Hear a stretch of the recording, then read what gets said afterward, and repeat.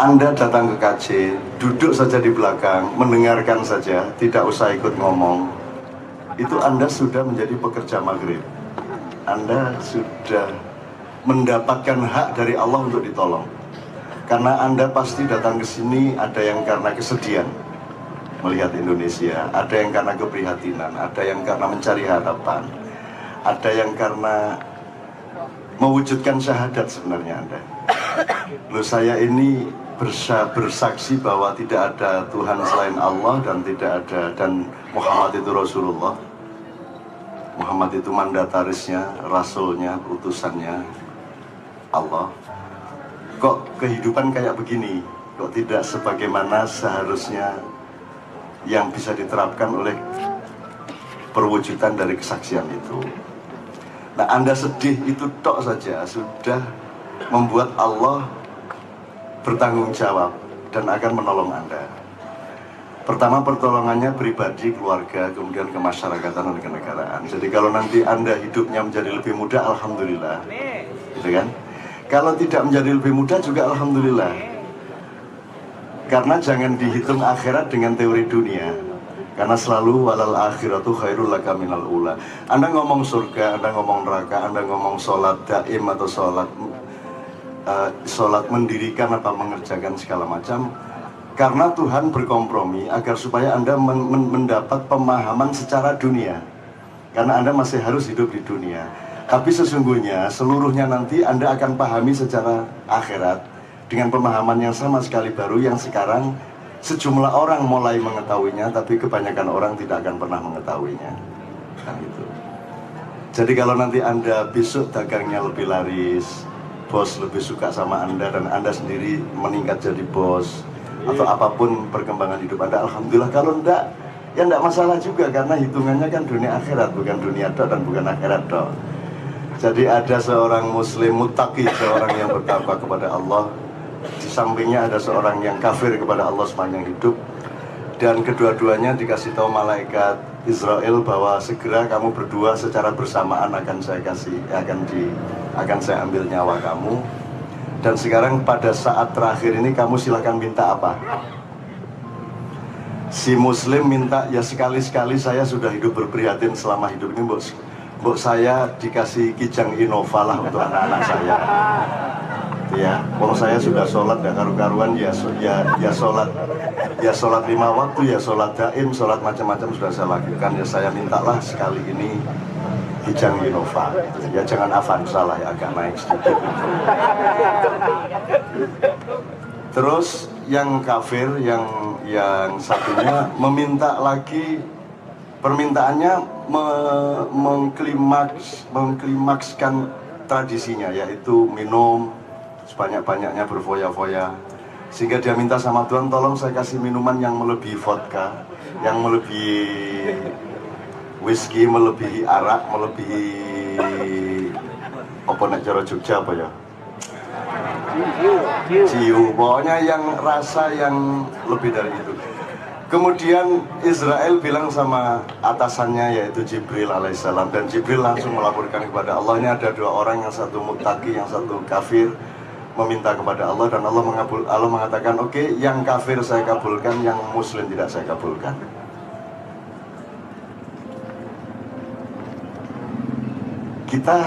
Kalau kita melihatnya secara dunia, lo bagaimana sih ini? Ini kafir habis-habisan minta minuman lebih dahsyat dikabulkan sama Allah, yang muslim yang sudah prihatin, sampai ngiler, sampai nyambut gawe bongkrat bangkrut, gak karu-karuan, cuman sekedar minta kijang Innova nggak terkabul. Kok sama dengan Rendra nasibnya? Gitu. Tapi kalau Anda pakai perhitungan akhirat, lo memang si kafir ini minta apa aja dikabulkan sama Allah, karena akan dihabisin. Karena jangan sampai dia punya investasi baik apapun untuk akhirat, karena dia nanti akan 100% menjadi penghuni neraka. Jadi dihabisin sama Allah. Sementara yang muslim, jangan kamu ambil kenikmatan apapun di dunia, karena kenikmatan mutlak itu akan engkau peroleh bersamaku nanti di surga Jannatul Na'im, kan begitu. Jadi kalau besok Anda dagangnya agak kurang laris, cara berpikirnya akhirat. Kalau dagangnya menjadi laris, baru cara berpikirnya dunia. Tinggal gitu. Nek kon salah cara berpikir kebongko dhewe kono kok. Kan gitu. Sebenarnya hidup ini bahagia atau tidak tergantung makom fikriyah Anda. Tergantung cara Anda melihatnya. Kan gitu. Ya nek paling gampang ono bojo mrongo siku tapi sing lanang seneng gak karo-karan. Ono sing oleh bojo wayu kaya arek KJD ya, tapi sedih bendino ngene karena cara berpikirnya salah. Gitu loh. Kalau sing rodok mrongo siki punya kemampuan ekstra gitu kan. Rasane nek pas oral ya seje. Kalau no gladi ya kerigiti dewe ya. Jadi kalau istilahnya Chandra itu memang orang yang keduniaannya itu tidak unggul, sesungguhnya dia menyimpan fondasi keakhiratan yang luar biasa. Kan begitu. Kalau seseorang berpedoman menyayangi, mencintai wanita berdasarkan keduniaan saja, dia mungkin akan mendapatkannya. Tapi kalau dia juga mempertimbangkannya secara akhirat, dia akan mendapatkan rahasia-rahasia yang tidak bisa dibuka oleh orang lain, gitu loh. Jadi teman-teman sekalian, menurut saya sangat optimis ini Indonesia memang sudah akan maghrib.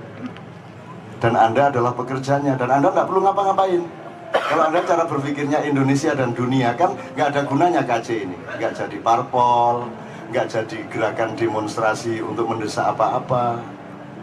Si Nazarudin sakit stroke, mulutnya menjadi agak kurang lancar. Terus kalau minum sekarang dia datang terus selalu kalau kan Anas kan Nazar kan kena stroke sedikit ini kecil. Sehingga dia tidak bisa ngomong lancar, jadi kalau dia minum terus anyas.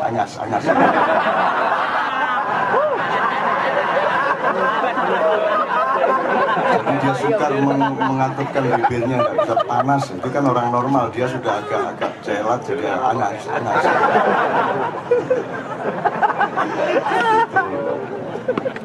Jadi teman-teman sekalian, kalau kita mikir secara ilmu politik normal keduniaan, dikasih tidak ada gunanya. Tapi kalau Anda melihat bagaimana Allah itu begitu murahnya sama manusia, maka Anda duduk tok di sini atau tidur aja, itu tidak masalah. Anda datang ke kajian tidur, itu sudah partisipasi, sudah mendapatkan hak dari Allah untuk diperbaiki hidupnya. Jadi jangan dipikir yang mengerjakan maghrib ini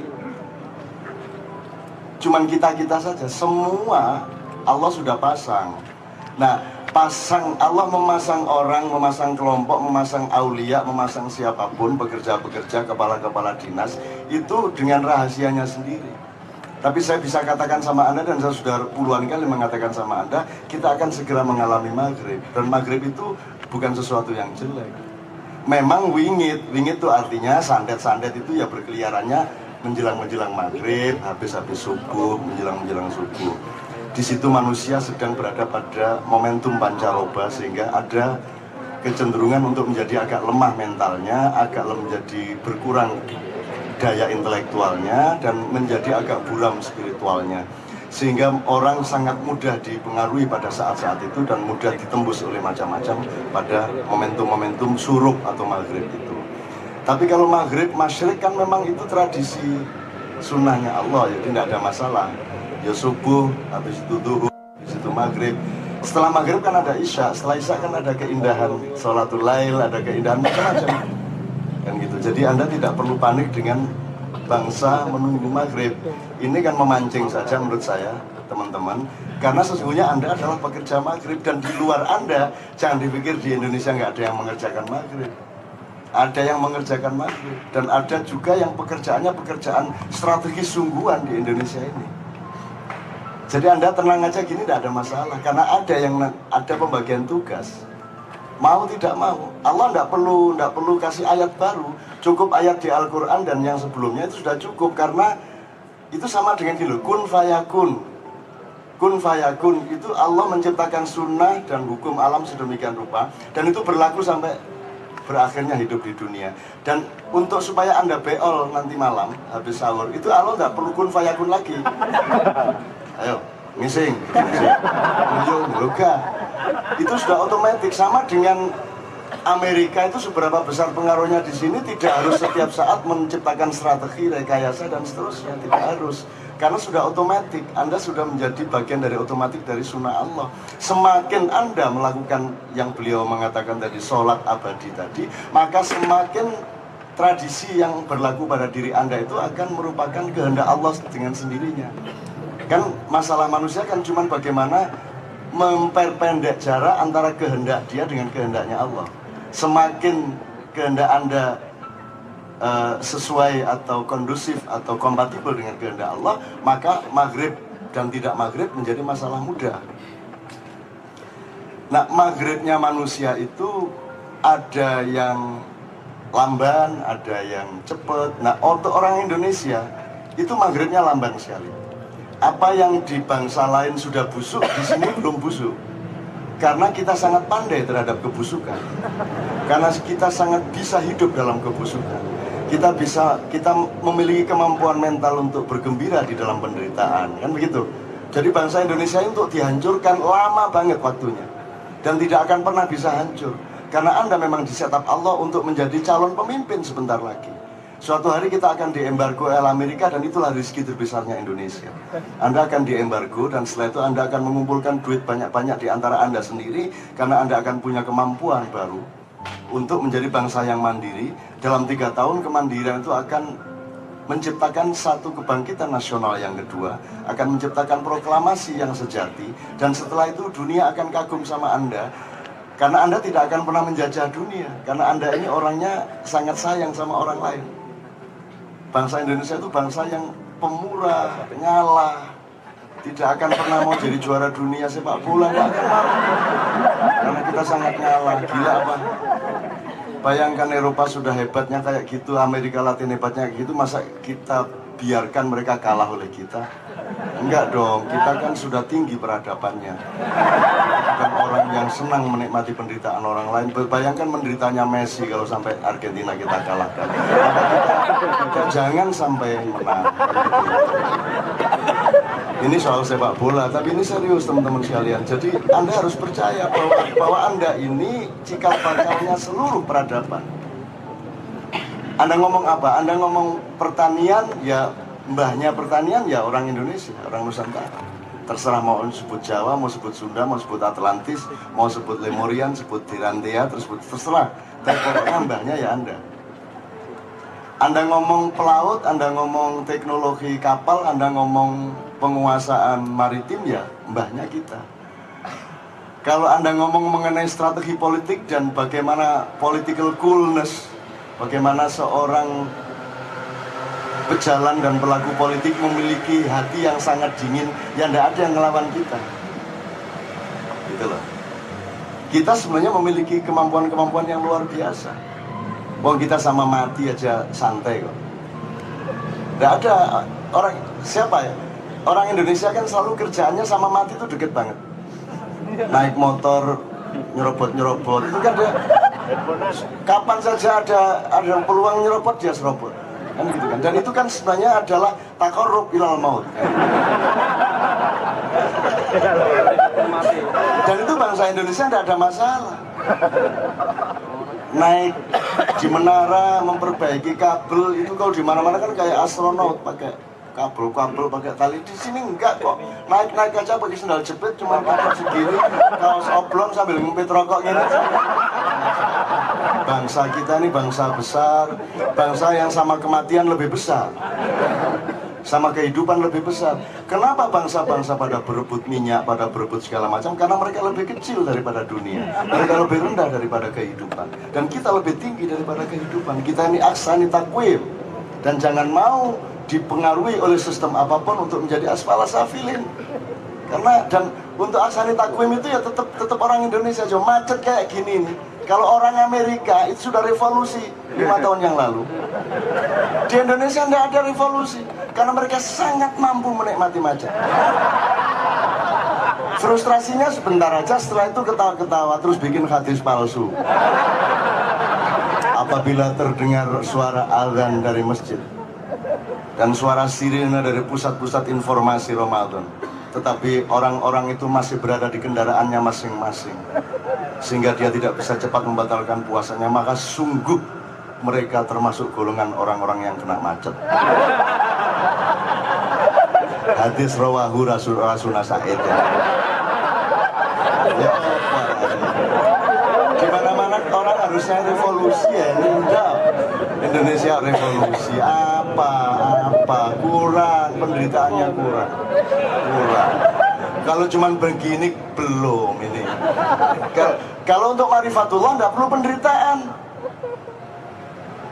Enggak perlu penderitaan. Tadi kan beliau memberi gambaran, memberi itu satu tafsir, satu model frame gitu ya. Gini jalannya, terus torikot itu syariatnya, kalau cara berkendaraannya atau cara berjalannya itu torikotnya, kemudian tujuannya itu hakikatnya, kemudian inti dari tujuan itu ma'rifatnya. Kata beliau tadi kan begitu.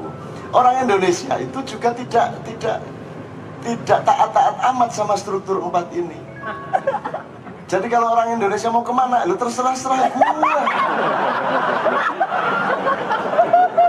Hanya orang bodoh yang harus berjalan ke suatu tempat dengan tujuan. Saya nggak ada tujuan pun akan sampai kok. Indonesia. Orang Indonesia kok disuruh taat sama orang Arab. Nggak bisa, kalau orang Arab harus tahu tujuannya. Orang Indonesia nggak tahu tujuannya bisa berjalan. Makanya agama apapun di Indonesia ya harus taat sama orang Indonesia. Mau Hindu campur Buddha ya dicampur di sini. Ya toh, Islam campur Buddha campur Hindu ya dicampur. Islam campur kebatinan ya dicampur. Agama campur bukan agama ya bisa orang Indonesia. Orang Indonesia kok dia sama Tuhan paling dekat kok. Nanti kalau keliru tinggal bilang sorry ya Tuhan ya. Jadi Indonesia ini bangsa yang betul-betul unggul teman-teman sekalian. Tetapi keunggulan itu termasuk hakiki, termasuk sunnah dasar yang Anda jangan tampak-tampakkan. Kalau di Borobudur namanya apa yang paling bawah itu? Yang nggak kelihatan? Enggak, di Borobudur, di Candi Borobudur. Arupadatu. Nah fondasi tadi itu kalau di Buddha namanya Arupadatu. Nah yang dipersoalkan seluruh manusia, yang didiskusikan di seminar-seminar, yang dikuliahkan di kampus-kampus, semua itu rupa datu.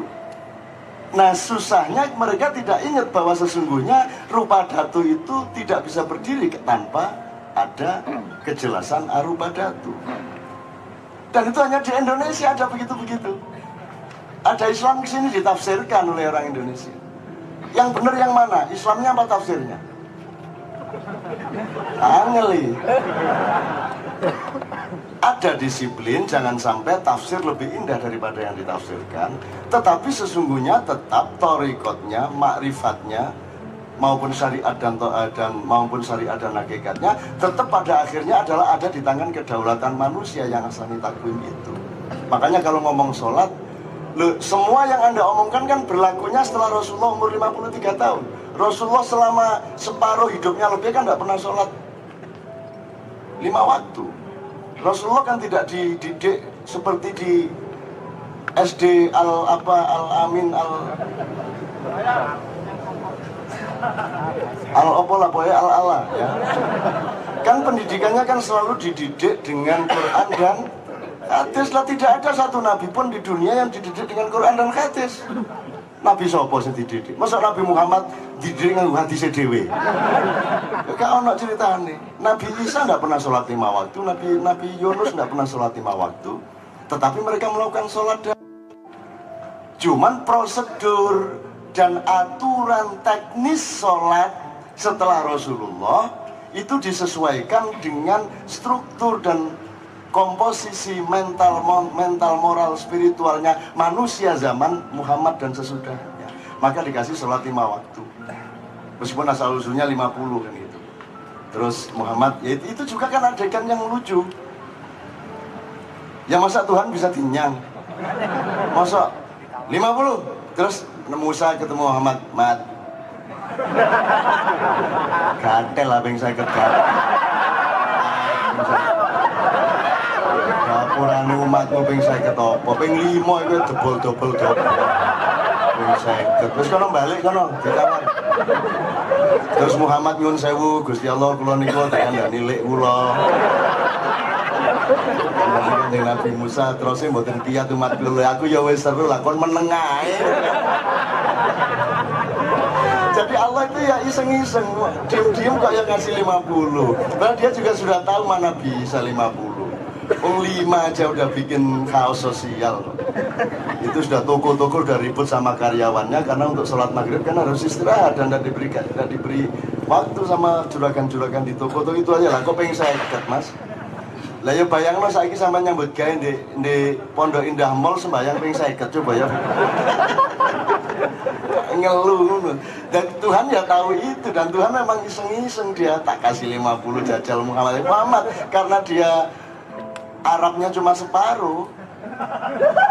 Ini otak angel mana ini? Info baru ini. Ini jangan bilang-bilang dulu ya. Ini saya belok sedikit karena saya terlanjur mengatakan dan Rasulullah itu kenapa nggak mau digambar wajahnya? Menurut saya karena tidak ingin menciptakan perdebatan-perdebatan yang berkepanjangan tentang antropologi dan sosiologi. Jadi kalau nanti kelihatan wajah Muhammad sejak awal tahu kita wajahnya bagaimana, nanti lama-lama pada sekian era orang akan melihat kayaknya bukan Arab asli nih orang. Gitu. Mulanya kan terus ditutupi, saya sudah digambar, kok timbangannya ribut gak karu-karuan. Itu alasan pertama. Perkara ini tafsir saya ya Bu, ini benar atau tidak benar jangan tanya sama saya, selidikilah dan risetlah. Kan gitu, nek sampean riset insya Allah akan menemukan gitu loh. Karena clue atau tanda-tanda yang kedua bahwa Muhammad itu ahistoris dan tidak relevan bahwa dia orang Arab. Pertama soal gambar tadi ya. Nomor 2, mana ada orang Arab lembut tutur katanya, lembut hatinya, penuh kasih sayang.